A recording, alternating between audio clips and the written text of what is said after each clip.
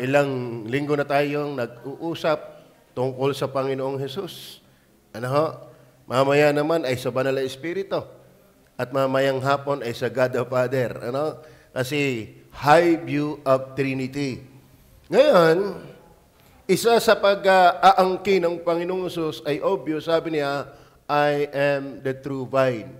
I am the true vine. Ako yung puno ng ubas. Ako yung tunay na puno ng ubas. Ang Panginoon po ay naghahambing ng importansya niya at na kung sino siya at kung ano ang kaugnayan niya sa mga sanga. Ano? Sa Old Testament, sinabi din yan, pero dinidescribe niya, kung merong ipaghahambing na doon sa Old Testament, ako naman talaga yung tunay na puno ng ubas. Well, hindi ito yung tunay na literal na puno ng ubas. Ating aaralin, bakit niya inangkin, bakit niya pinapakilala siya'y ganun. Ano ho? Kasi mga kapatid, yung siyang tunay na puno ng ubas, meron siyang ipinararating, naghambing lang siya. Nung sinabi niyang, I am the way, hindi naman siya yung road, hindi naman siya yung kalsada. Nakita natin na walang makakarating talaga sa Ama, kundi sa magitan niya. Ano? Nung sinabi niya, I am the door, hindi naman talaga siya yung pintuan. Siya yung ang tao ay makapapasok lang sa langit kundi sa pamamagitan niya. At hindi rin ka makakapasok sa tunay na katawan o iglesia ng Panginoon kung hindi sa pamamagitan niya. Maraming tao labas ng iglesia. Bakit hindi kay Kristo dumaan? Hindi si Kristo ang pintong pinasukan. So marami na tayong inuhang, I am the living water, I am the bread of life. Hindi naman siya tinapay talaga. Pero ang Diyos po ay kumakatagpo sa madali nating maintindihan. Bakit? Tayo, mahilig sa tinapay. Lalo sa umaga. Ano? Lalo yung pandesal na may malunggay. Alam mo, dyan tayo kinakatagpo ng Panginoon sa madali nating maintindihan. Mahalaga sa tao kumain. Ang tao kumakain physical, pero kumusta naman yung spiritual? Si Jesus ang tunay na pagkain. Sabi ni Jesus, I am the living water. So, ang dami natin kinuhang I am. Ngayon, kukunin natin yung I am the true vine. Una, para maintindihan natin yan, kasi may mga puntos tayo dito, ano ang idinidetermine ng sinabi ni Jesus, I am the true vine. Basahin natin uli ang verse 1. Verse 1. I am the true vine, and my Father is the husbandman. Sa Tagalog niyan, ako ang tunay na puno ng ubas at ang aking ama ang magsasaka. Okay. Nang sinabi ni Jesus, ako ang tunay na puno ng ubas, hindi naman ho naputol doon at ang aking ama ang magsasaka. Number one, mga kapatid, nung pinakikila ni Jesus na ako ang tunay na puno ng ubas, alam mo, wala namang halamanan na walang nag-aalaga. Nanindihan niyo ba yun? Kawawa ang anumang halamanan, kahit ubas, kahit kamatisan, kahit ukrahan, kahit kalabasahan. Kapag walang manlilinang, wala yan. Ibig sabihin, ang puno at ang magsasaka, inseparable. Are you with me? So, nung sinabi ni Jesus, I am the true vine, and my Father is the husbandman, number one, the vine determines the right knowledge of the husbandman. The vine determines the right knowledge of the husbandman. Nung sinabi ni Jesus, ako ang puno ng ubas, at isinama niya at ang aking ama magsasaka, si Jesus ang nagdidetermina ng tamang karunungan sa magsasaka. Ano ang ibig sabihin? Maraming relihiyon nakikiama. Ang Muslim, ala, tayo ala eh. Di ba? Ala, ang ala lang daw ang Diyos. Pero sinasabi ni Jesus, kung hindi mo kilala, hindi mo kilala ang husbandman. In order for us to determine the right knowledge of God the Father, we must know first the vine. Natindihan niyo ba yan? Ang Iglesia ni Cristo, naniniwala lang sa Ama. Pero ang sabi ni Jesus, I am the true vine and my Father is the husbandman. We cannot separate the vine and the husbandman. Kaya mali ang iyong dinidiyos na Ama kung hindi mo kilala ang Diyos Anak. Ngayon ay puro, Ama, siya nga po. Salang-sala naman. You cannot rightly determine and acknowledge who is the Father without acknowledging first who is the Son. Alam mo, hindi mo kayang makilalang tama ang Ama kung hindi mo kilalang tama ang Anak. At hindi ka pwedeng maligtas. Hindi mo pwedeng puntahan ng langit na kilala mo lang ay ang Ama. Dahil walang makapupunta sa Ama kundi sa magitan niya. Amen? Ang Ama nasa langit. Pero sabi ni Jesus, para ka pumunta sa Ama na nasa langit, ako ang daan. So, we cannot separate the Father and the Son. When Jesus said, I am the vine, determines the right knowledge of the husbandman. Tingnan nyo pa. Doon sa John 1:1-2, alam na po natin yan. In the beginning was the Word. And the Word was with God. In the beginning was the Word, and the Word was with God. Ibig sabihin, yung Word and God magkasama na noon pa. So then, don't just acknowledge the Father without acknowledging the Son. Dahil magkasama po yun. Parang sa magsasaka, wala akong nagtanim na walang nag-aalaga. In fact, walang naitanim kung walang nagtanim. Tama ba yan? Parang bahay. Mahirap ang bahay na walang nakatira. Mahirap yung damit na wala naman nagsusuot. Tama ba? Siguro din, hindi mo kayang luwalhatiin ang Ama na ninineglect mo ang anak. Nang pasimula siya ang berbo, at ang berbo ay sumasa Diyos, at ang berbo ay Diyos. Ibig sabihin mga kapatid, ang Diyos at anak magkasama pa ng walang hanggan, magkasama na ng walang hanggan. Kaya nagsasabing, ang Ama ay sala kapag wala ang anak. Marami nga iglesia daw ni Kristo kuno. Mali naman ang turo kay Kristo. We cannot separate the vine and the husbandman.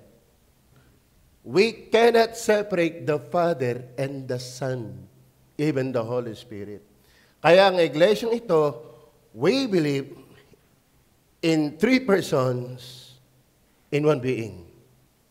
3 persons in one being.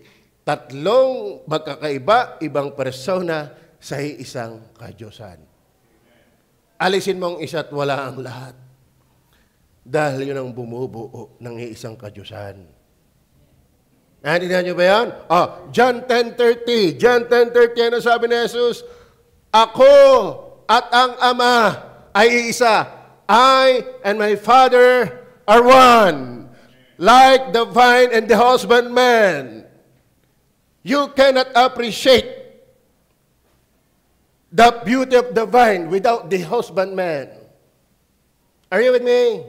Ngayon, nasabi ng Iglesia ni Cristo, papangalanan ko na. Ako'y pinapangalanan nila eh. Nais ko sabihin sa inyo, sala yun.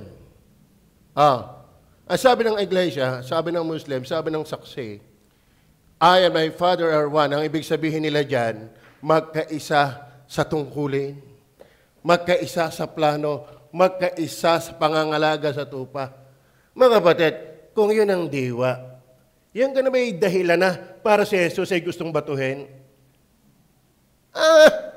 Kung gano'n lang, ako at ang Ama ay isa sa layunin, sa pag-aalaga sa tupa. Alam mo kung yun lang esensya, hindi siya babatuhin. Bakit? Hindi blasphemy yun. Diga? Hindi magaan lang yun. Pero kung nyo, basahin nyo ang sumunod na talata. Basahin nyo ang sumunod na talata. After yung chapter 10, verse 30. Ang dinidin lang natin, yan. Tignan nyo anong masabi ni Jesus? Ako at ang Ama ay iisa. Okay. Ang palusot ng Muslim, saksi, Mormon, Sa Nicola po, ganito ang palusot nila. Sila'y magkaisa sa layunin, sa pangalaga sa tupa. Pero ang tanong, ba't pagdating ng verse 41, nagsidampot uli ng mga bato ang Hudyo upang siya'y batuhin? Bakit naman babatuhin ng Panginoon Jesus kung ganun lang pala ang ibig sabihin niya? Naintindihan niyo ba yan? Masakit bang sabihin sa mga alipores, dyan sa mga existing Pharisees and scribe na kausap niya, masakit bang sabihin sa kanila, naku, ang unawa nila, ako at ang amay magkaisa sa plano, magkaisa sa pangalaga. Masakit bang pakinggan niyo? Hindi yun ang unawa ng kanyang kausap. Ito yung unawa. Basahin niyo ang verse 32. No, sinabi ni Jesus, ako at ang amay isa. Sinagot sila ni Jesus, maraming mabuting gawa na mula sa Ama pinakita ko sa inyo. Alin nga sa gawang iyon ang binabato niyo sa akin? Ito, nilinaw, verse 33. Pakibasa niyo nga.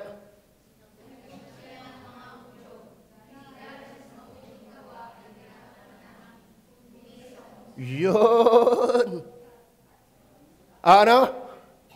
Bagaman ikaw ay tao. Di ka? Si Jesus ay tao lang. Ay, nung sabihin ni Jesus, ako at ang amay iisa, babatuhin na eh. Bakit? Namumusong daw siya. Ito ang ibig sabihin ng pena niya kay kaisa ng amas, pag-aalagas, panunungkulan. Ay, hindi ba batuhin niyo? Sila lang naman hindi nakakaintindi niyan. Naiintindihan niya ng kausap niya. Kaya nga siya galit na galit. Alam mo, yung mga naniniwalang si Jesus ay tao lang, galit din sa akin. Maliwanag ko ba? So, maniwala kayo mga kapatid, dahil Bible yan, I am the true vine, and my Father is the husbandman. Ang ibig sabihin niyan, the vine determines the right knowledge of the husbandman.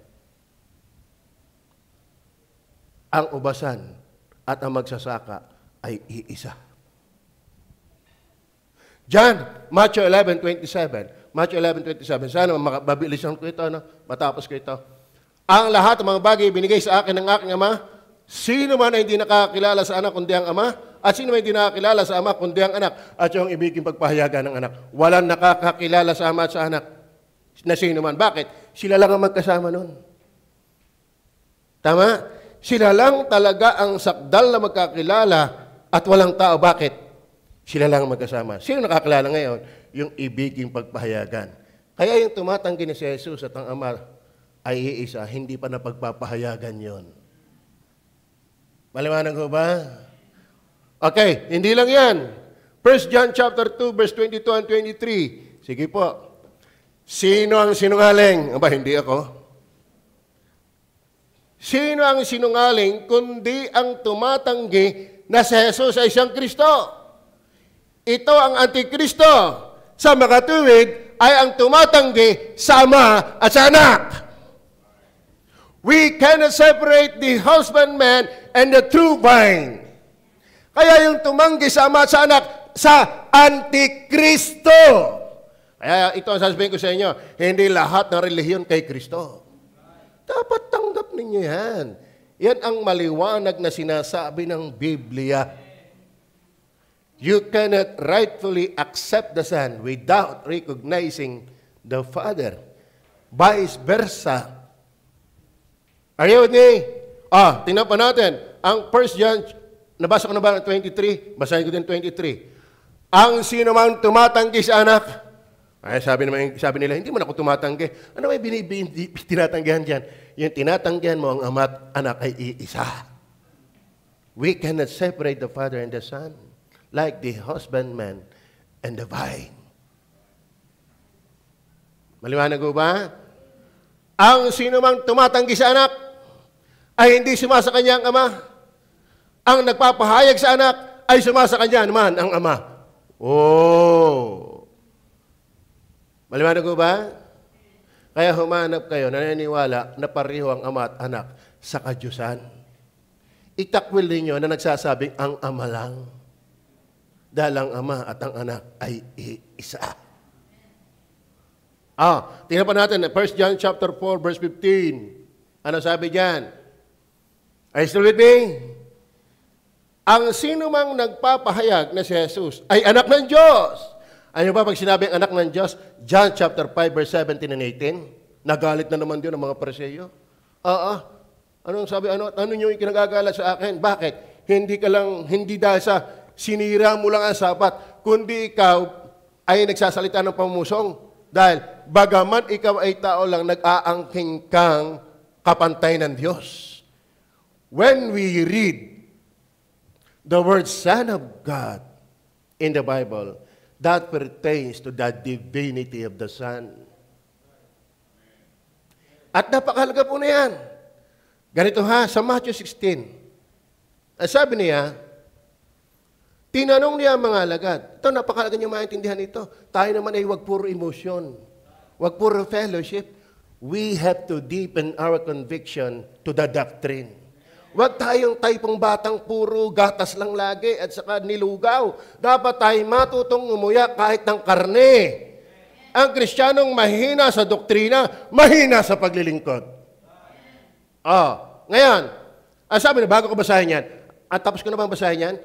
Sabi ng Matthew, huwag niyong nalang ilagay. Nagtanong ang mga lagat nung sila'y nasa Caesarea Philippi, sabi niya, sino ba ang balita ninyo tungkol sa akin? May nagsagutan doon. Sabi niya, ikaw ay si Propeta Jeremias, si Elijah, at yung mga propeta. At tinanong niya ang kanyang mga alagad, ay kayo, sino naman ang pagkaunawa mo sa akin? Dumali si Pedro. Thou art the Son of the living God. Sabi ng Panginoon, mapalad ka, Barhona, hindi ito pinahayag ng laman at dugo, kundi ng Diyos na sa langit. Are you with me? Saka dumating yung 18, upon this rock, I will build my church. Ibig sabihin, ang tamang iglesia nakasali kay Kristo at yung nakasali kay Kristo, naniniwalang si Kristo ay the Son of the living God. Therefore, ang tamang iglesia naniniwala na si Kristo ay Diyos. Yumaman ka na kung bulaan ka, walang kwenta yan. Amen? Mas gusto ko yung simple lang, pero tama ang aral. Tama ba? Kaya sabi niya, ang sino man nagpapahayag na si Jesus ay anak ng Diyos. Ang Diyos ay nananahan sa Kanya. At siya'y sa Diyos. Kaya naniniwala na si Kristo ay Diyos, ang Ama ay kapantay niya, yan ay sa Diyos. Kaya nung sinabi niya, I am the vine, the true vine, and my Father is the husbandman. That determines the right knowledge of the husbandman. Mali ang iyong paniwala sa Ama kung mali ang paniwala mo sa anak. Naintindihan niyo ba yan? At yan ang sa Antikristo. Hoy, Christian, nguya. Maintindihan mo to. Dahil sabihin ko sa inyo, magagaling ngayon ang kanilang mga apologetics, mga apologies. Ang Muslim, magagaling ang kanilang debatista. Katoliko ngayon, magagaling din. Ang Iglesia ni Cristo, sa Batista magagaling. Tapos ang Kristiyano, ngangakalang. Wala. Hindi ka makakakay. Baka ikaw pa makakay. Ay, listening. Tama ang business, pero magbasa ka rin ng Bible. Tama ang love life, pero unahin mo ng Bible. Tama magtrabaho, pero unahin mo ang Bible. Bakit? Kapag ang mundong ito ang minumutaktak mo lang, wala kang tibay sa Panginoon. Not only, the vine determines the right knowledge of the husbandman. Number 2, when Jesus said, I am the true vine, the vine determines the right knowledge of Him. No, sinasabi ni Jesus, ako ang tunay na puno ng hubas. Siyempre, nagpapakilala siya. Tama?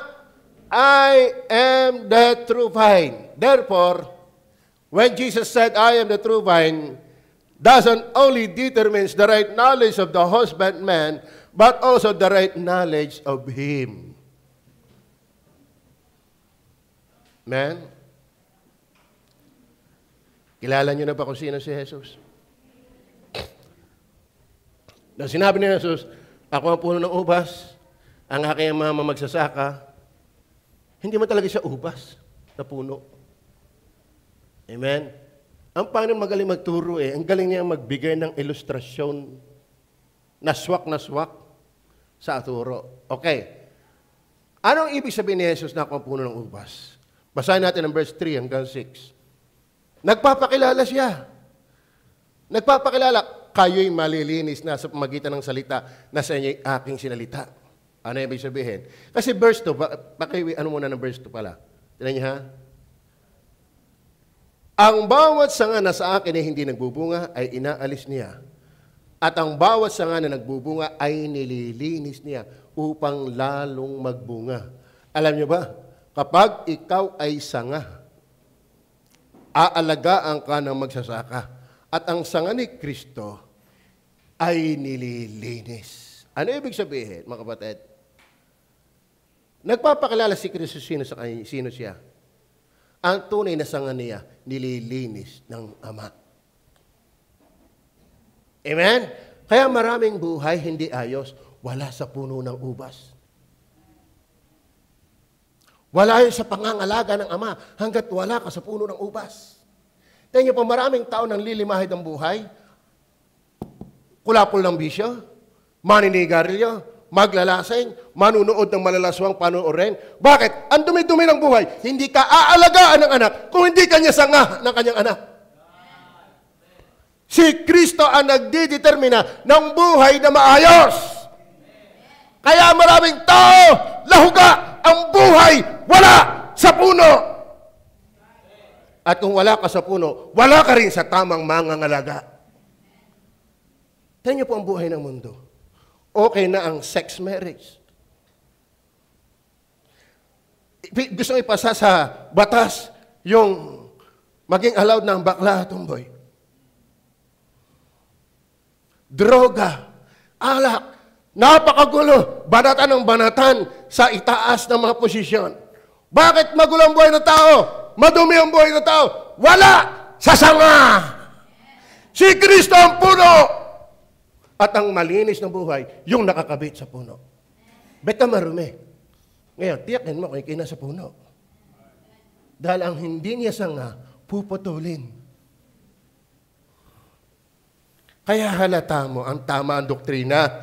Hindi yung malalaki lang ang simbahan at tulisan pa. Dapat yung miyembro hindi naninigarilyo. Hindi adik sa droga. Ayaw ba yung tagugupit ko na kay bago pa? Iglesia ni Kristo. Puser at user. Mamulat tayo sa katotohanan. Hindi lahat na nagsasabing sa Diyos ay sa Diyos. Hindi ang bawat nagsasabi sa akin, Panginoon, Panginoon, ay papasok sa karya ng langit. Tanong, kung ikaw ay sanga na hindi nalilinis, hindi ka sa puno.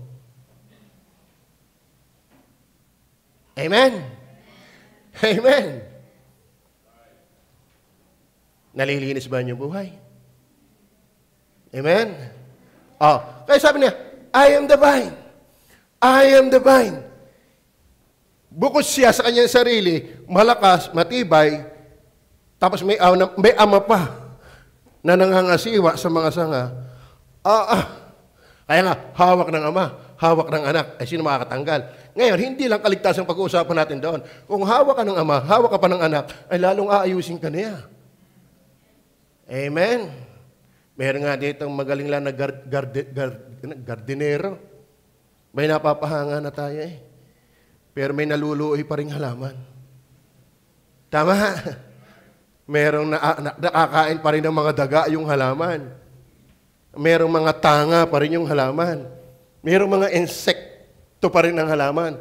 Pero imagine mga kapatid, hawak ng ama, hawak ng anak, pinapangalagaan tayo ng ama, imposible mang walang mangyari sa ating buhay. Amen? Yung ibang may nabasa ko sa comics na ako'y bata pa. Dumala yung kumare sa kanyang kumare sa ulbo ng baboy niya. Pare, ang laki ng baboy mo, ang taas, ang galing mo mag-alaga. Ay umiyak ang kanyang anak.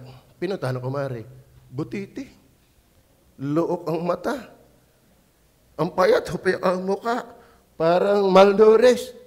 Yung pala, itinudo niya sa pag-alaga ng baboy pero hindi sa anak. Napuri siyang magaling mag-alaga ng baboy pero ang kanyang anak, malnourished.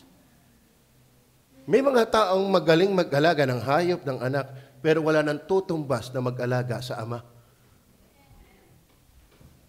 Kaya tayo mga anak ng Diyos, hindi bagay sa atin na tayo naglilimahid. Kumusta kayo? Kumusta kayo?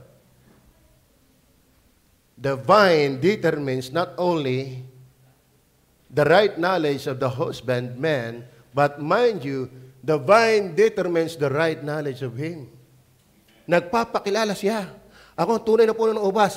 Pag sa akin ka nakakabit, lilinisin ka. Kaya na kay Kristo'y bagong nilalang. Amen? Hindi man tayo sinless. There's no such sinlessness. Pero mga kapatid, ilalayo ka ng napakalayo sa dating buong buhay. Then, not only, when He said, I am the true vines, nagpapakilala siya. Verse 4, tingnan niyo pa, verse 4. Nandiyan pa ba kayo? Kayo'y manatili sa akin, at ako'y sa inyo, gaya ng sanga na di makapagbunga ng kanyang sarili, maliban na nakabit sa puno, gayon din naman kayo, maliban na kayo manatili sa akin. Ano pinapakilala niya sa kanyang sarili? Not only yung sangay malilinis, He is the life of the branches. Without me, you can do nothing. Walang sangang buhay na patay ang puno. Amen? At saka mga kapatid, dapat nating ma-determine, iba talaga ang puno ng ubas kaysa puno ng kamote. Ang hirap naman nasa puno ng ubas, ang sanga mo ay puno ng kamote. Dapat kung anak ka talaga ng Diyos, magbunga ka na halatang anak ng Diyos. Amen? Ang sanga ng ubas ay dahil nasa puno ng ubas. Ngayon, kung ikaw talaga ay na kay Kristo na buhay, dapat ang buhay mo, dinadaluyan ng buhay na kung saan ang gagaling sa puno. Mahirap ho yung puno ng ubas ang sangay niyog. Bagay, wala naman sanga niyog. Kaya kayo nakakita ng niyog na may sanga? Pag meron, buenas yan. Hindi tayo hiniwala niyan. Amen? Lahat ng anak ng Diyos mapalad. Akalain mo, napakabit ka sa puno. Amen? Ibig ko saan sa napakabit Are you with me? Kayo'y manatili sa akin. Sino kinakausap? Yung mga sanga. At ako'y sa inyo. Gaya ng sanga na di makapagbunga ng kanyang sarili, maliban na kabit sa puno. Gaya din naman kayo, maliban na kayo manatili sa akin. Mga kapatid, kapag ikaw ay sanga, ikaw ay may buhay dahil ng puno. Nung sinabi ni Jesus, I am the true vine, I am your life. I am your holiness. Are you with me? Amen. Naintindihan ba tayo? Ang galingan ng Panginoon, ubas ang kanyang pinaghambingan. Hindi kung ano-anong puno. Verse 5. Ano sabi diyan? Verse 5. Wala na akong puntos yan. Ako ang puno ng ubas. Kayo mga sanga, ang nananatili sa akin at ako'y sa kanya ay siyang nagbubunga ng marami. Sapagkat kung kayo'y hiwalay sa akin, wala kayong magagawa. Not only the holiness, Christ is our holiness, Christ is our life, Christ is our power. Without Him, we can do nothing. Nagpapakilala si Jesus, Oy, sanlibutan, oy, lalo, church, ako ang iyong kabanalan. Pag sinabi ni Jesus, I am the true vine, ako yung naglilinis ng iyong buhay sa magitan ng husbandman. Kung hindi ka niya sanga, naglilimahid ang iyong buhay. Aliwanag ko ba? Tignan nyo, paglabas nyo, sana naobserbahan niya sa iba, hindi sa iyo. Ang mahirap naman, walang iniiba yung iba sa iyo. Ikaw sana nakakakita ng iba'y limahid na limahid dahil ikaw ay nililinis ng Diyos. Ang mahirap na yan, yung wala kitang nanglilimahid ng mundo, bakit? Ikaw pala'y limahid din. This is the question, are you one of His branches? Amen? Tama ba? Kapag hindi ka talaga niya sanga, huwag kang magtaka ang dumi ng buhay mo. Dahil wala kas pangasiwa ng husbandman. Paliwanag ko ba? Kaya mga kapatid, ang nangangalagay ama, hindi ikaw. Ngayon kung ang Diyos talaga ang iyong amay, magpaalaga ka. Amen? Magpaalaga ka. holiness, light, and power. Ano pa? I am the true vines. Without me, it cannot bear fruits. Man, baka kaya tayo hindi kakitaan ng magandang buhay, makaluluwang naaakay, baka ikaw pa yung akayin. Nakakatakot yan. Amen. Then last, when Jesus said, I am the true vine, ano ibig sabihin niya? The vine determines the right knowledge of the husbandman. Number 2, the vine determines the right knowledge of him. Kasi ako, nagpapakilala siya, ako ang dahilan kung bakit lilinisin ka ng Ama. Ako ang dahilan kung bakit ikaw ay may buhay. Ako ang dahilan kung bakit ikaw ay may magagawa. Ako ang dahilan kung bakit ang sanga ay magbubunga. Ngayon, hindi lang yan.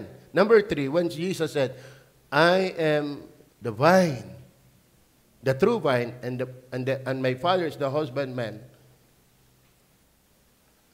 The vine, number 3, the vine, the true vine, that is the Lord Jesus Christ, determines the right knowledge of His branches. Amen? Our church. Ano ba? Ang tamang pagkakilala sa tunay na iglesia o tunay na mga ligtas, nakadetermine yan sa puno ng ubas. Naintindihan niyo ba yan? Pag kayo nakakita ng sanga ng duhat, magkakamali pa ba kayo ng judgment? Siguro ito sanga ng santol. Hindi. Kapag nakakita ka ng putol na sanga ng ubas, hindi ka na magkakamali ng judgment. Ito'y sanga ng puno ng ubas. Naintindihan niyo ba yan? Anong alam niyo puno? Nakita ka ng sanga ng bayabas. Nakita ba ka ng sanga ng bayabas? Ano nga ang judgment mo? Siguro ito'y sanga ng ipil-ipil. Sala. Yung sanga nagdidetermine kung ano yung puno. At ang puno nagdidetermine ng tunay niyang sanga. Ngayon, when Jesus said, I am the true vine, dito natin masusukat ang tunay niyang sanga. Man, tatanungin ko kaya, kayo ba'y sanga ng puno ng ubas? Amen?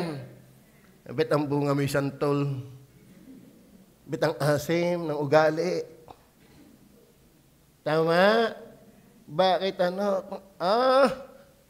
Kita mo yung babae, nagkaasawa ng foreigner. Halata mong foreigner ang kanyang asawa. Tingnan mo ang kanyang anak, ang tangos ng ilong. Ulandis ang buhok, maputi. Bakit? Nalahian ng foreigner. Are you with me?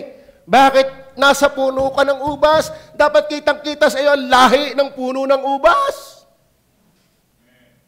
Kaya makikita natin mga kapatid, hindi lahat ng iglesia ay nakakabit sa puno ng ubas. Maliwanag ko ba yan? Ayaw natin ng medyo maliwanag. Ayaw din natin ng maliwanag. Gusto natin maliwanag. Maliwanag ko ba? Basahin natin na talata.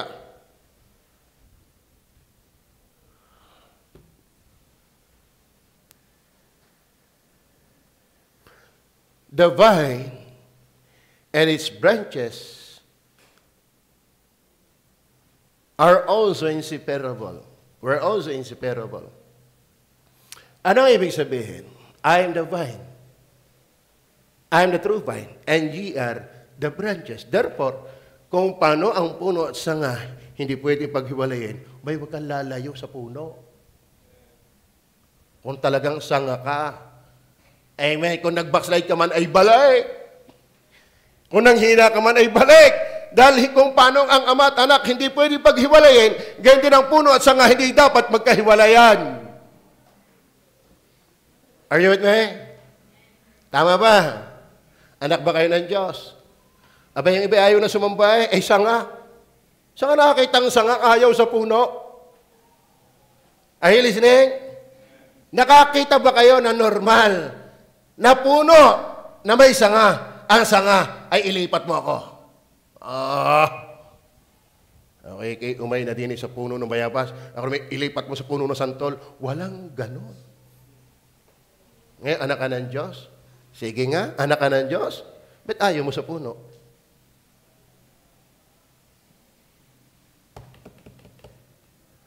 Since the true vine and the husbandman cannot be separated, ganon din. Ang puno't mga sanga, hindi din pwedeng paghiwalayin. Kaya mga kapatid, I'm the vine, it determines the right knowledge of His branches or church. Amen. Kaya, alam nyo, matagal na ako sa gawain. Matagal na ako naligtas. Way back 1986, nakakita na ako ng mga kasabayan ko at mga nauna ako, pero hindi makatagal. Nawawala at hindi na bumabalik. Kung yun ay hindi babalik hanggang namatay, obvious, hindi talaga sa ngayon. Hindi talaga sa ngayon. Tama ba? Yung ang upuan ninyo eh. Mahirap maging upuan yan kung walang paa. Are you with me? So kayo nakakita ng silyang nakalutang, walang paa. Even yung upuan at saka yung paa, inseparable. Hindi pwedeng tawagin silya yan, na upuan lang, dapat may paa yan. Tama ba? Ganyan din, kung siya puno, dapat sanga ka, ay wag mong paghihiwalayin. Abay, napayag yung iba, Kristiyano daw, pwede na simba. Hindi naglilingkod. Alam mo, yung puno ng ubas, dalalagi ang sanga niyan. Amen. Maliwanag ba? Not only that. Alam niyo ba, ang church na binubuo ng lahat ng ligtas na si Kristo ang puno, meron talaga silang relationship na inseparable. Tulad ng puno ng ubas at sanga. Hindi talaga pwede yun. Walang puno ng ubas na walang sanga. At wala namang sanga na walang puno. Ngayon kung si Jesus ang puno mo at ikaw ang sanga, ay wag lalayo! Huwag kang magbabackslide ang habang buhay kung talagang sanga ka. Ay, nung bata pa si Luigi, ang tawag dyan sa S ay T. Sabi niya, Patol, tatakay ako sa tricycle, Kaya kung pa-pronounce mo siya ng sanga, ngayon, tanga. Bakit? Ang kanyang S ay T. Ako ang puno ng ubat, kayo ang mga tanga. Amen? Kaya kung ikaw ay nahihirating malayo kay Jesus, are you one of His branches? If not, tihetot ang puno ng ubat, ikaw ang tanga. Are you with me? Maliwanag ko ba? Kaya dapat ang sanga nasimba lagi pag linggo. Sanga eh. Tama. Nagbabasa lagi ng Bible. Sanga eh. Oh, tanga eh. Are you with me? Alam niyo ba, inseparable yan. The vine and the branches. Inalitulad din yan sa the body and the head. We cannot separate. For us, para tayo patuloy na nabubuhay, huwag kang mabuhay ng katawan lang. You need the head. At hindi lang kailangan mo ng head, kailangan mo din ng katawan. Kaya mga kapatid, kung talagang ikaw kay Kristo, huwag kang mabuhay na hiwalay kay Kristo. Bakit? Mahirap maglakad na walang ulo. Sana nakita pag hindi itinakbuhan. Multo, naglalakad walang ulo. Alam niyo ba, ikimulto rin kung nabubuhay ka na hiwalay sa ulo. Amen. Sana itinulad din ang relation ni Kristo sa husband and wife. Kaya hindi tayo niniwala sa divorce. Ang pag-inag-isa ng Diyos, huwag paghilabalayin ng tao. Tama? Amen. Gaanong kalapit ang relasyon ng mag-asawa? Ganyan inilintulad ang relasyon ng anak ng Diyos at ni Jesus, the vine and the branches. Kaya mga kapatid, lagi mong hahanapin si Jesus. Ano pa? Like the building and its foundation. Wala hong building na walang foundation. Kaya wala kang tunay na Jesus kung masaya ka na wala ang foundation. Then number 2, the vine determines the right knowledge of its branches, church. Not only the vine in its branches were also inseparable, true branches will not be taken away and burned like the mere professing branches. Tignan niyo po ang verse 2 and 6. Nandiyan pa ba kayo? Ang bawat sanga na sa akin na hindi nagbubunga ay inaalis niya. Ano ba ibig sabihin niyan? Meron bang losing salvation? No! Ang kausap niya, pag-aralin niyo po ang context niyan. Sagyang siya mayroong kalaban, mga Pariseo, Eskreba, inipakimali-mali, na nagkiklaim din ng mga anak ng Diyos. Nung magpakilala sa Jesus, ako ang tunay na ubas. Kapag hindi ka talaga niya sanga, nagkiklaim ka lang, alisin ka talaga. Kasi hindi ka naman tunay na sanga. Are you with me? Marami nababaptize, hindi naman talaga ligtas. Darating isang araw, iiwan mo ito. Bakit? Hindi ka tatagal kung hindi ka naman talaga sanga ng ubas. Mahirap kumain ng pakain sa aso kung ikaw na may tupa. Kaya ang iglesyang ito, tatagalan ito ng tunay na tupa at ng tunay na sanga. Iba yung backslider kaysa apostasy. Ano ba ang apostasy? Alam ang tama, pero hindi sa tama. Bakit? Malaki ang tama. Ang apostasy, alam ang tama, pero hindi sa tama. Parang sinabi ni Jesus, we are in this world, but we are not of this world. Though we are still in this world, but we are not of this world. Ibig sabihin, tayo nasa mundo, pero hindi talaga tayo sa taga-mundo. Tayo mamamayan ng langit. Maraming tao, alam ang tama, pero hindi sa tama. Si Satanas alam din ang tama,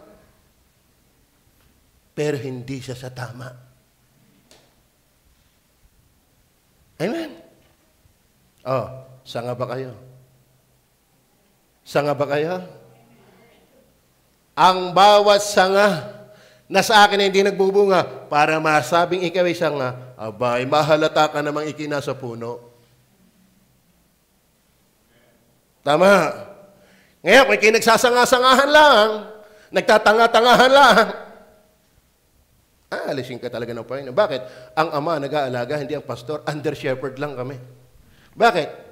Kapag nasa church, sa church pa nga lang pagbaba ko dito, hindi ko na kayo kayang lahat atupagin. Di lalo kung tayo hiwa-hiwalay. Hindi ko na alam ang pinapanood ninyo. Hindi ko na alam ang pinupuntahan ninyo.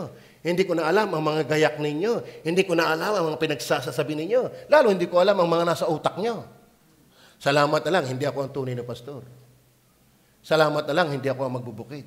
Ang Ama, nakilala tayo kahit tayo hiwa-hiwalay. Amen? Ang daling magbukang banal pag nasa loob ng simbahan. Kumusta tayo pag nasa trabaho na? Kumusta tayo pag nasa ating mga pamilya na lang? Kumusta tayo pag kasama natin mga kabarkada? Kumusta tayo pag tayo nasa mga school na? Salamat ang Ama, ang pastor. Nangangalagay kung ako. Sarili ko nga hindi ko na maalagaan minsan. Hindi ko maitayo. Maliwanag ba? Maliwanag ho ba? Ang bawat sanga na sa akin ay hindi magbubunga, inaalis niya. Oh. At wala, naglalapat naman ng discipline, hindi kami. Ang Ama. Lalo kung yung pala naman ay claim lang na sanga. Kasi, aralin niyo ang context, hindi nawawala ang kaligtasan. Kasi merong nagsasanga-sangahan lang. Sagyang hindi naman sanga, kaya inaalis niya. Hindi ito literal na ubas at puno, kundi ito ay pagkahambing lang niya. Kasi merong nagsasabing sila daw ay anak ng Diyos, pero hindi naman pala. Yan ang context. Verse 6, tingnan po. Kaunti na lang minuto. Sana matapos ko ito. Verse 6. Kung ang sino man ay hindi manatili sa akin, ay siya'y matatapong katulad ng sanga, at matutuyo, at mga titipunin, at mga ihahagi sa apoy, at ang susunog. Yung iba hindi matanggap ng hell yan. Ako hiniwalam. Hell yan. Ako naniwalang hell yan. Di ako idaanin uli sa ordination. Bakit? Meron talagang sanga na hindi naman talaga sanga pwedeng ilagay sa apoy ng impyerno. Amen? Sa pag-aaral ng mga theologian, yung verse 6 dyan, hindi tao talaga magdadala. Angel yan. Maliwanag ko ba? Kaya mga batid, may mga sanga na madedetermine mong hindi talaga sanga ni Kristo. Bakit inaalis? Bakit natutuyo? Bakit ihahagi sa apoy? Bakit masusunog? Ay sanga yan. Yeah, please, when Jesus said, I am the true vine, are you sure you are His branch? Tiyak mo ba? Beki, patuyo. Walang sanga na hindi dadaluyan ng dakta. Are you with me? Pero, kung magkaganon man, may angang nangangalaga. Aayusin ka niya. Pero ikay namatay na wala nang pakialam kay Jesus, baka nga hindi ka sanga.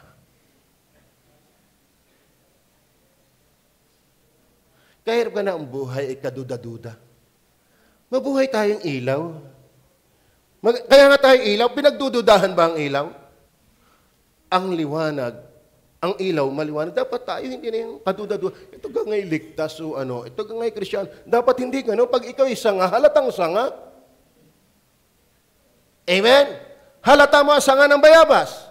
Halata mo ang sanga ng ubas. Halata mo ang sanga ng duhat. Pag sanga ka ng kung anong puno, halata kung saan kang puno. Dapat nga'y sanga ni Kristo, abay, maging halata naman. Dapat ang anak ng Diyos halatang maging sa music. Sa kanyang naiintindihan mo ba ko? Parang iba, parang ang dami ng alam at tayo nang makinig sa akin. Tingnan ko nga kung ikay dinis sa unahan. Tama? Wala ka pang alam. Kaya ako nga pumunta dito, gusto mo matuto. Amen? Nakalungkot mag-aasa tayo marunong. Ay, tungnan mo ang buhay mo. Anong kanta mo? Baka bineberotya pa rin. Baka arahin ako pa rin. Kung ang puno ay ayaw niyan, dapat ang sangay ayaw din yan. Amen. Tingnan niyo po ang Facebook niyo. Ano ang namumunyaging nakalagay dyan? Marami ang nagsasabing Kristiyano, di man lang makapag-post ng verse. Sanga-sanga. Ano ka, sanga? O tanga? Amen. Number 2. Not only the vine and its branches were also inseparable, true branches will not be taken away and burns like the mere professing branches. Meron talagang just professing branches. Hindi ang bawat nagsasabi sa akin, Panginoon, papasok sa langit. Sana tunay kang sanga. Amen. Then number 3, they are growing and bearing fruits. When Jesus, I am the true vine, and ye are the branches, for us to be determined as His branches bear fruits. Man, kahirap naman sa nga ng ubas ng mamunga, duhat. Sala yan. Kaya kung ikisa nga ng ubas, ang dapat bunga mo'y ubas. Kumusta tayo? Naintindihan mo ba? Naintindihan mo ba? Wag muna yung bunga ng kaluluwa, bagaman kasama yon. Yung bunga ng klase ng pamumuhay. Yung lifestyle. Si Jesus palasimba. Kung ang puno ay palasimba, dapat ang sanga din. Ang puno, palabasan ng Biblia, abay dapat ang sanga, palabasa din. Kung ano ang puno, dapat ganun ang sanga. Tama? Sabi ng Bible, hindi magbubunga ng mabuti kapag nasa masamang puno. Ganyan din naman, ang mabuting puno ay hindi pwede magbunga ng masamang bunga. Ang tanong, si Jesus ba'y masamang puno? Si Jesus ho ba ay masamang puno? Kaya dapat siya magbunga ng mabuting bunga. Kayo ba'y sanga niya? Kayo ho ba'y sanga niya? Oh. Number 4, letter D. They love one another. Verse 48. Tatapusin ko ba ito? Sige, bibilisan ko na lang. Tingnan niyo po, verse 9 hanggang 15. O, ating isentro na lamang. Doon sa sinasabi kong love one another. Kung paano iniibig ako ng Ama, ay ganyan din naman iniibig ko kayo. Magsipanatili kayo sa pag-ibig. Verse 10. Kung tinutupad ninyo ang aking mga utos, ay magsipanahan kayo sa pag-ibig, kaya walang sanga na masuwayin. Walang sanga na rebelde. Gaya ng aking pagtupad sa mga utos ng aking Ama, at ako'y nanatili sa kanyang pag-ibig. Verse 11. Ang mga bagay na ito'y sinasalita ko sa inyo upang ang aking kagalakan ay mapasa inyo at upang ang inyong kagalakan ay malubos. Verse 12. Nasaan ba yung aking tinutukoy? Verse 13. Walang may lalong dakilang pag-ibig kaysa rito na ibinigay ng isang tao kanyang buhay dahil sa kanyang mga kaibigan. Verse 14. Kaya ng aking mga kaibigan, kung gawin ninyo mga bagay na akin iutos sa inyo. Verse 15. Ang tagal nun. Hindi na kayo tatawagin mga alipin sapagkat di nalalaman ng alipin kung anong ginagawa ng kanyang Panginoon. Ngunit tinatawag ko kayo mga kaibigan sapagkat ang lahat ng mga bagay na narinig sa akin ng Ama ay pinagkikilala ko rin sa inyo. Nasa ano pa yun? Ang idea doon, love one another. Tato na ha? Tato nyo ha? Kung ikaw ay sanga, ako ay sanga, hindi tayo magkalaban. Bakit? Iisa ang puno natin. Kaya may nagtataka doon sa kumulto na ng kumulto sa akin. Umusig ng umusig. Hoy, kung kayo may Holy Spirit, di mo gagawin yan. Pareho tayong sanga. Kaya dapat sa local churches din, kung tayo yung mga anak, huwag kayo mag-aaway-away dito. Walang magkauring sanga na nagbabangayan. Ay ano kung hiniraman ka at hindi siya makabayad? Di patawarin mo na, iyon na yan. Isaksak mo sa baga ko. Di ka? Hindi dapat ganun. Tama ba? Okay. Ang mga sanga, dahil love one another, ano pa? Ito pa, malupit. Verse 16. Verse 16. Andiyan pa ba kayo? Bayan niyo ba kayo? Ako'y hindi ninyo hinirang. Ngunit kayo hinirang ko. Iyo. Lusot. The vine determines the right knowledge of his branches or church. They were chosen. Bakit? Hindi naman talaga lahat ay sanga ng puno ng ubas. Magpakagaling-galing ka na mag-aral, hindi lahat ng sanga ay sanga ng puno ng ubas. Meron talagang sanga lang ng puno ng ubas. And mind you, talaga hindi maliligtas lahat dahil hindi lahat sanga ng ubas. Pero salamat, marami yang sangang yan. Huwag kang tamad, marami yan. Hindi yan lalapit sa iyo, ikaw ang pupunta sa kanila. Kaya nga tayo, may missionary, si Pastor andito ngayon, sila yung nagmi-mission sa Vietnam. Bakit? Kahit di sila pinili, sila yung pupuntahan, hindi sila lalapit. Amen? Pero ang sanga, they were chosen. Then last, verse 18 to 20, they were hated by the world. Alam mo, ang tunay na ligtas, sagyang uusigin. Kapag ikaw ay na kay Kristo, huwag ka nang magtakang inuusig ka. Bakit? Ikaw ay ilaw, sila ay dilim. Ikaw ay tama, sila ay mali. Kaso lang nakakapatakot, ay kung kapatid na nausig, yan ang problema. Nandiyan pa, verse 18 hanggang 20. Nandiyan pa ba kaya? Last verse na yan. Kung kayo kinapuputan ng sanglibutan, ay yung talastas na kumuna ang kinapuputan bago kayo. Kung kayo'y taga-sanglibutan, ay iibigin ng sanglibutan ang kanyang sarili. Ngunit sapagkat kayo hindi taga-sanglibutan, kundi kayo hinirang ko sa sanglibutan. Kaya napupuot sa inyo ang sanglibutan. Verse 20, alalahanin ninyo, salitang sa inyo, aking sinabi, ang alipin na hindi dakila sa kanyang Panginoon, kung ako'y kanilang pinag-usig, kayo man ay kanilang pag-uusigin din. Kung tinupad nila ang aking mga salita, ang aking salita, ang inyo man ay tutupadin din. Are you one of his branch? Yes. When Jesus said, I am the true vine, the vine determines the right knowledge of the husbandman. The vine determines the right knowledge of him. And then, the vine determines the right knowledge of his branches. Kaya halata ang tunay na ligtas. Hindi yan na itatago. Gumaling ka na magdala, lalabas at lalabas yan. Si Pedro nga, backslider na nahalata pang Kristyano. Bakit? Sa kanyang salita. Napakahalata kung ikaw ay alagad. Di ng Panginoon. Pero yun ay backslider. Kaya kahit sa backsliding moment ng ating buhay, halata pa rin ikaw ay sanga ni Kristo. Siyempre, ang mas malakas maghalata dyan ay kapwa sanga. Alam ba, ang nakakaunawa ng tunay na ligtas ay yung ligtas rin. Kaya pag tayo nagbabay-busate, may buhay na ba? Wala pa. Bakit? Alaman mo kung ano yung may buhay. Amen? Dahil ikaw ay buhay. Sino pwede magpayo ng buhay may asawa? Pwede yung binata at dalaga, pero theory. Pero talagang makapagpapayo ng buhay may asawa, yung may asawa din.